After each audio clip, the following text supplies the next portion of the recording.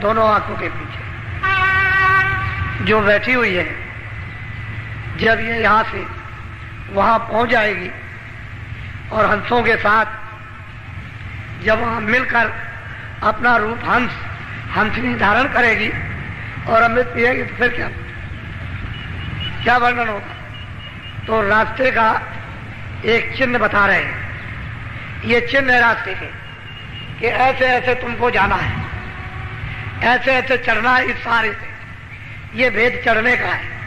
यहाँ ये मिलेगा, यहाँ ये मिलेगा, यहाँ ये मिलेगा, यहाँ ये मिलेगा, ऐसे ऐसे चढ़। तो वो तो सूरत पहले ही चढ़ गई, तभी उसने प्रश्न किया है कि ऐसा प्रश्न किया जाए कि सभी जीवों का उससे लाभ हो, हित हो जाए। ऐसा प्रश्न हो कि किसी का लाभ ना हो। तो प्रश्न करने वाली भी पूरी और जिससे प्रश्न कर रही हो गुरु भी पूरे, इनमें से कोई अधूरा नहीं है। अगर वो नहीं जानती होगी तो प्रश्न क्या करेगी, बोलो। आगे महासोना मैदाना, जहाँ चार दोने ते मेरे समाना। कहते हैं कि आगे महासुन का मैदान है, वहां पर वो महाकाल विराजमान है। उनको महाकालपुर इसलिए कहते हैं, वो इतना महा मैदान है कि उस इतना प्रकाश है कि उस प्रकाश को पार करना सुरतों के लिए बहुत मुश्किल है। जब वो स्नान कर लेती है मानसरोवर में तो उनको इतना प्रकाश ऊपर से मिलता है कि वो उसको बर्दाश्त करती है। अगर उनको मानसरोवर में बर्दाश्त करने का प्रकाश न मिल जाए तो उस मैदान प्रकाश में कोई जा नहीं सकता। तो आगे महासुन का मैदान है, बहुत वैसे रचना तो गजागज है, कोई ऐसा ही मैदान नहीं है, कोई भी एक तिल भर भी, एक कण भर भी रचना से खाली नहीं। ये महासुन का मैदान है। आगे भंवर गुफा स्थान है, वो सोहंग पुरुष विराजमान है। उनका अधिकार ब्रह्म पर भी है और पार ब्रह्म पर भी और ईश्वर पर भी, सब अधिकार लेकर के बैठे हुए हैं। और यहां तक तो महाप्रलय होती है, इसके आगे कोई महाप्रलय नहीं है। ये मैदान बहुत बड़ा है। आगे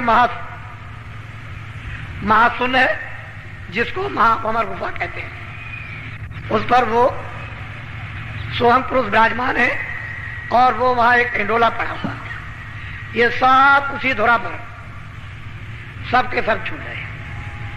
इतनी तेज चक्कर से पूरे के पूरे मंडल झूल रहे हैं, ऐसे चल रहे हैं। ऊपर से देखने में आता है कि सारे मंडल घूम रहे हैं इस तरह, ऐसा धुरा चल रहा। कितने जो कितने कल बीत गए बराबर यही, इससे ये सब चक्कर घूम रहा। स्वर्ग भी घूम रहा, ब्रह्मांड भी घूम रहा, पार ब्रह्मांड भी घूम रहा, पूरा का पूरा ये। तभी तो इंडोला पड़ा हुआ है, नहीं तो कैसे पता चले। वहां देखने से मालूम होता है। तो निशाना बता रहे कि सूरत स्नान करने के बाद तुमको महासुन के मैदान में प्रकाशमान में जाना होगा। और वो इतना प्रकाशमान मैदान है कि वहां रूहें चकाचौंध हो जाती है। मालूम होता है कि प्रकाश में कुछ दिखाई नहीं देता। तो जब तक मानसरोवर में स्नान न करें उस प्रकाश में, तब तक वो बर्दाश्त नहीं कर सकते। तो निशान बता रहे हैं कि ये जाने का रास्ता है। बोलो। ताके परे धाम सतनामा, बीन बाजे सत। बहुत प्यार से समझा रहे कि तूने पूछा तो ठीक है। इस भंवर गुफा सुहंग स्थान के परे वो सतधाम है और उनका नाम है सतना, वो धाम है। ये इन सब के वो पिता है और ये सब उनके बच्चे हैं और हम भी उनके बच्चे हैं। ये वही से सब कुछ मिला। ये जीवात्माएं भी सतधाम से, सतलोक से ये भेजी गई और ये अलग अलग मंडलों में, ब्रह्मांडों में तकसीम कर दी गई। कहते हैं आगे सतधाम है। बोलो। सुनत सोरते फेरे आगे चली। वहां जब वो पहुंच गई सतधाम में तो वहां पर वो देख रही कि बीन बांसुरी अद्भुत अद्भुत बज रही, चारों तरफ वही आवाज ऐसी मस्तानी मधुर। वो सत पुरुष का जो बाजा है वो सबके ऊपर छाया हुआ। वहां पहुंच करके सूरत ने सतपुरुष का सतधाम में सतलोक में दर्शन किया। कहते वहां जाएगी तो सतपुरुष का दर्शन होगा। रास्ता ये चलने का है, लेकिन गुरु साथ, बगैर गुरु के उधर कोई नहीं। साथ रखना हर वक्त, उनको जरा भी छोड़ना नहीं। वो तो ऐसे लेकर के चले जैसे छोटा बच्चा है अंधा, उंगली पकड़े रहो, छोड़ना नहीं। ऐसे साथ साथ रहेंगे तो पार जाओगे। तो आगे सदा सतपुरुष का दर्शन। कहते हैं अभी तो और कुछ है, बोलो। कोटे नयारा बसूर ओजियारा अलग अलग धाम है, कोटान कोट सूरज उसके एक एक रोम में लगे हुए, और वो अलग धाम। सतलोक के ऊपर में अलग लोक, अलग पुरुष का दर्शन। सतलोक में और अलगम लोक में कोई अंतर नहीं है। ये भी पवित्र है, वो भी पवित्र है। इसमें उसमें कुछ भी कोई मिलोनी नहीं किसी तरह की, लेकिन छोटे बड़े हैं। सतलोक से अगम लोक बढ़ा।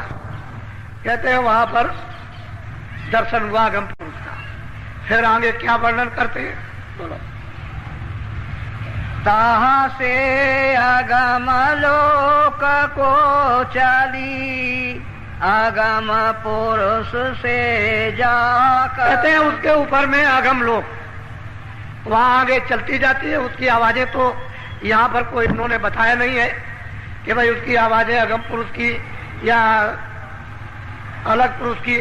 वो तो मतलब है कि वर्णन करने में नहीं आएगी, उसका तो कोई निशान और नमूना यहाँ पर तो किताबों में दिया नहीं, क्योंकि आवाज तो है ही, बगैर आवाज के नहीं।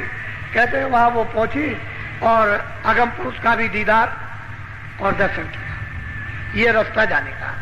लेकिन जब सत धाम में पहुंच जाएगी, सतलोक में, सतपुरुष तो वहां स्वतंत्र है, कोई किसी तरह का बंधन नहीं। आगे चले जाओ, वहां रोक टोक नहीं है, सीधी जाओ, किसी तरह का भी कोई बंधन नहीं। बोलो। ताके आगे रहत अनामी, निज घर संतन बर। अब कहते हैं कि इसके आगे अनामी धाम है। वो सबका मालिक, सबका शहंशाह, सबका बादशाह है। वो मतलब उसके आगे कुछ नहीं। जो वहां गए वो चुप, कोई कुछ बोल नहीं सकता। उसको कहते हैं अनामी धाम, वो अनाम पुरुष। रामायण में लिखा है कि एक अनीय अनामा आगे सच्चिदानंद प्रभु धाम।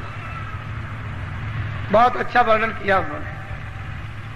वो कहते हैं कि इस तरह से वो संतों का निज धाम है, वहीं से भेजे जाते हैं। लेकिन ये अनामी पुरुष ने अलग, अगम लोग, अलग लोग और सत लोग, ये तीनों एक रस बनाए रचे हैं। और नीचे की जो रचना हुई है वो सतलोक से हुई। वो सतधाम, उसका नीचे की रचना का कुल्लम कुल यानी कर्ता धर्ता सतपुरुष, उनका नाम है सतनाम। यहां से और आगे तो वो सब एक रस है, उसमें तो कोई बंधन नहीं है। जब सतलोक में सूरत पहुंच जाए तो आगे चली जाएगी। उसको इतना बल, इतनी शक्ति उसके पास, और वहां सतपुरुष की ऐसी मर्जी के आगे जाओ, आगे चली जाती है। अब वहां का जो हाल है वो लिखा नहीं जा सकता। ये तो महापुरुषों ने, कबीर ने, रविदास ने, तुलसीदास ने, मीराबाई ने जो कुछ भी देखा एकमात्र इशारे किए, कुछ नहीं। जो वहां यहां कुछ नहीं लिखा, इशारा कर दिया बस। अर्वचनीय वचनों में नहीं आ सकता, कलम कागज की स्याही पर अक्षरों में नहीं आ सकता, वही इशारा करते रहिए। ऐसी रचना है, ऐसे रूप है, ऐसा प्रकाश है, ऐसा अमृत है। और वहां जो पहुंचा वो कभी लौट के आना नहीं। एक बार उसकी तो ये मौत जरूर हो गई कि जीवों के भंडार को एक बार दे दिया, और अब जो पहुंच जाएगा फिर कभी ऐसी मौज नहीं। और वो कहते हैं कि भाई काल हमने समझ बूझ के रचा, क्योंकि काल बगैर बनाए लोगों को खौफ नहीं होता, खौफ से ही तो आते हैं। अगर ये चले जाते तो लौट के आते हैं, तो जीव आए तो कितने युग और कितने कल बीत गए। ये इनका देश निकाला हो गया। महाकाल पुरुष, पार ब्रह्म, ईश्वर, इन सबको सत्पुरुष ने देश निकाला कर दिया। ये नहीं जा सकते आप।